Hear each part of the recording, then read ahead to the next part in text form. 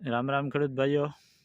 તો આપણું જીરું આજ 46-47 દિવસનું થયું છે અને આજ છેલ્લું પાણી ચાલુ કર્યું 5મું।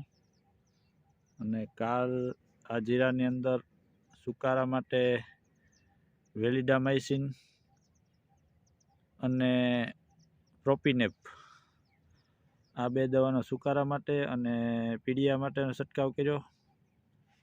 ત્યારબાદ એઝોસ્ટ્રોબિન અને ક્લોરોથાયોનિલ ચરમીનો પહેલો રાઉન્ડ આપ્યો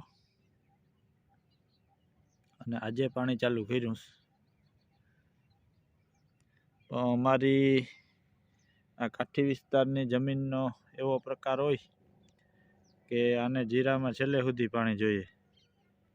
છેલ્લું પાણી 45 થી 50 દિવસે કાઢવું પડે।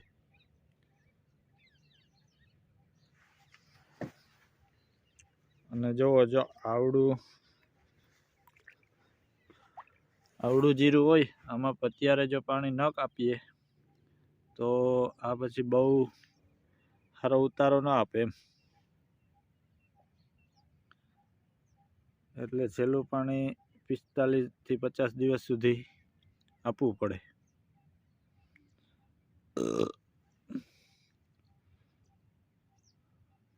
અને હવે પાછું પાણી કાઢી અને 2-3 દિવસ પછી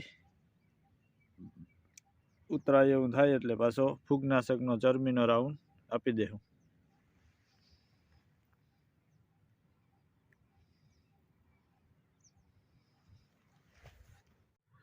અને જે વેલિડામાઇસિન છે ને એ જો આ રીતના જે છોડવો પીળો પડતો હોય અને આ જે કોરામણ નીકળે એ પીળા કલરની નીકળતી હોય અને જીરું પીળાશ મારતું હોય પાણી વધારે થવાને કારણે અથવા ભેજને કારણે, તો એમાં બહુ સારું કામ આપે।